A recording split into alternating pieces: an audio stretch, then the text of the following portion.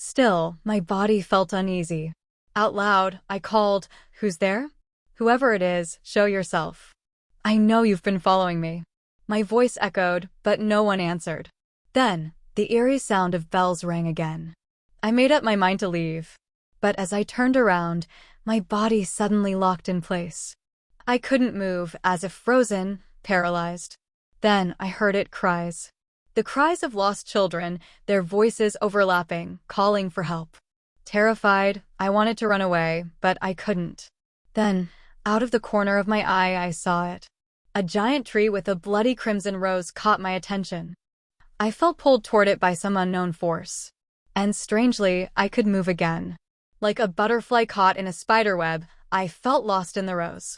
My hand reached out to it, and right as I was about to pluck it, I saw a doll lying under the tree. At first, I was frightened, but when I looked into her eyes, I felt locked in them. Another force, one I did not understand. I heard a whisper in my mind, "She looks like me." And I even spoke those words after hearing them. Although the doll was dusty, she looked new, as if a child had just played with her and left her there. But there was no sign of anyone. Curiosity gripped me.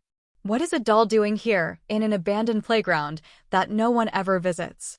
I stood still for some time, doubting its presence, but then I saw her facial expression shift, like she was looking deep inside me, telling me something, asking me to do something. She felt alive somehow, and I started to feel bad for her. "Why were you lying here alone? Did your owner abandon you?" I sympathized with her while looking into her glossy, blue, pearl-like eyes. All lost. A cold chill ran through me, and I felt dizzy. "Well, don't worry.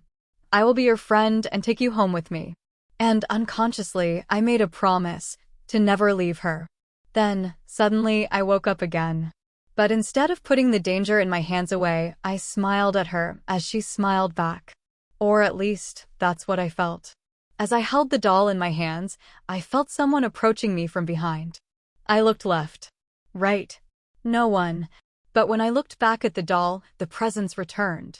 The lamp that had stopped working flickered back to life. Then, footsteps. They appeared. Step by step, coming closer. I clutched the doll and ran at full speed toward my bicycle, my heart pounding. I jumped on and pedaled as fast as I could. But then, out of nowhere, my bicycle jammed. My heart was hammering hard against my ribs, my breath becoming ragged. This whole time, I was doing my best not to let my fear take over my mind, but at that one moment, I lost control of it. The feeling of being followed and watched became unbearable, and then I heard it. A breath right behind me. I dared not look. The doll in my hands, her once mesmerizing bright eyes, had turned dark black, and I could feel another otherworldly presence in it. My fingers twitched. The doll in my hands grew heavier, so heavy that I felt my arms sink. My breath hitched as I looked down. Her glassy eyes, those bright, pretty orbs, had turned pitch black. Her shadow became large, like that of a woman. Cracks slowly spread across her face, and her head rotated with a creaky, creeping sound. Her eyes filled with looming darkness. Empty. Hollow. Watching. The presence behind me thickened. The air grew colder, pressing against my back like an unseen weight. I could hear it, something standing just behind me, its breath low and deliberate. A whisper called my name, one I had never spoken aloud. Rose. Rose. A heavy sigh, right in my ear. I dared not look back. My hands twitched. The doll slipped from my hands. And in that instant, I ran. I ran faster than I ever had before. My feet barely felt the ground, my breath jagged, my head spinning.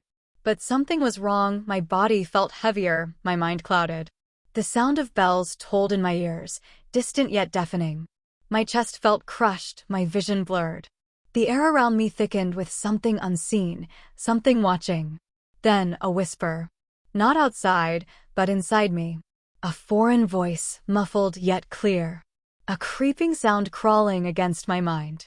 My throat burned as I struggled to breathe, my limbs trembling.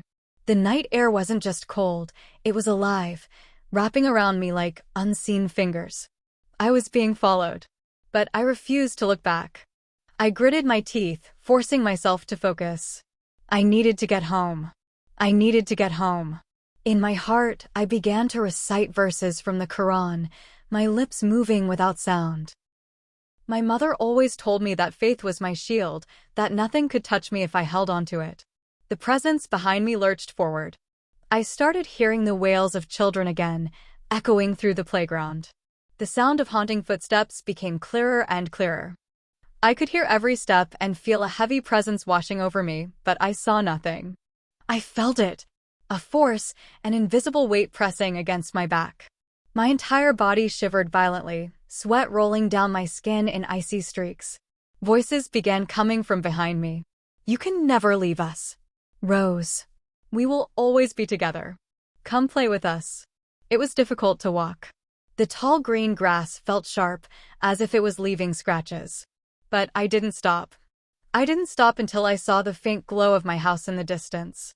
Until I burst through the door, gasping for air, collapsing onto the floor. My parents rushed to me, their faces stricken with worry.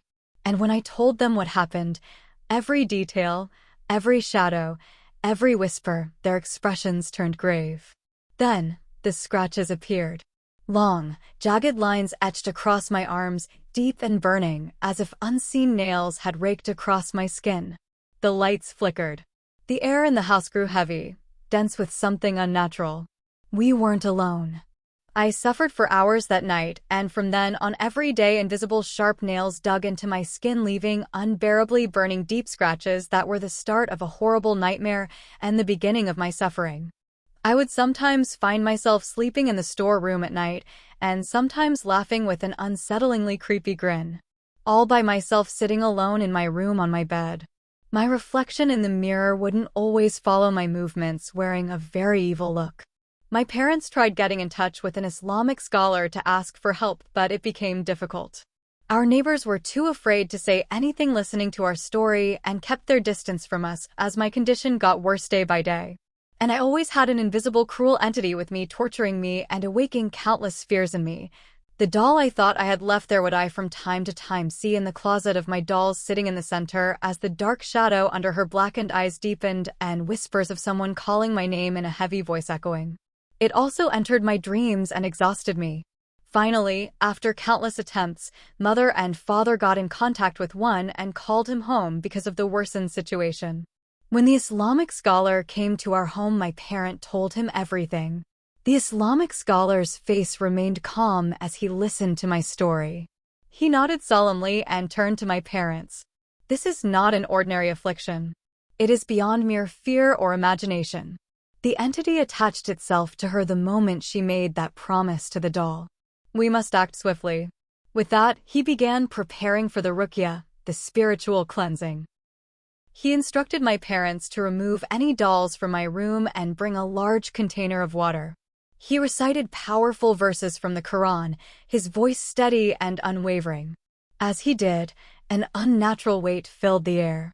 I screamed as my body convulsed, a violent force shaking through me. My vision blurred, and suddenly I saw it, the shadows lengthening, stretching toward me with unseen claws. The whispers grew deafening, screaming in agony and rage. The Islamic scholar did not stop.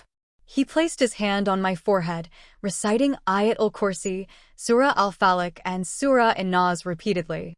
My breath turned ragged, my limbs going numb. And then, a sharp, piercing cry filled the room. The doll. It was no longer in the closet. It lay at my feet, its cracked porcelain face twisted in something almost human. Its blackened eyes seemed to bleed shadows. The scholar's eyes flickered toward it. "Bismillah," he called out. The house trembled. The whispers turned to screams. I felt something ripping from within me, an unbearable force clawing to stay. I gasped for air as an invisible weight lifted from my chest. The pain seared through my body as if something had been burned away. Then, silence. My parents rushed to my side, holding me close as tears streamed down their faces. I felt exhausted, drained, as if I had fought a battle that had nearly consumed me. The scholar turned to the doll, his face darkened with understanding. "This must be destroyed," he declared. "It is a vessel for the entity. As long as it exists, the connection remains. He took the doll outside and began reciting more verses as he set it aflame. The fire crackled and roared unnaturally high, as if the doll resisted its own demise. For a moment, the wind howled, the eerie sound of children crying echoing in the air. And then, finally, it was over. The scholar warned my family to cleanse the house regularly, to recite Quranic verses daily, and to never allow such objects into our home again. My mother and father followed his advice strictly, and the shadows that had once haunted me faded away. But I never forgot. I never went near that playground again. And I never, ever touched a doll again. Because now I knew. Some things some playmates should never be invited in. Moral of the story: curiosity is a dangerous game. Not every whisper is meant to be answered. Some promises last longer than you think.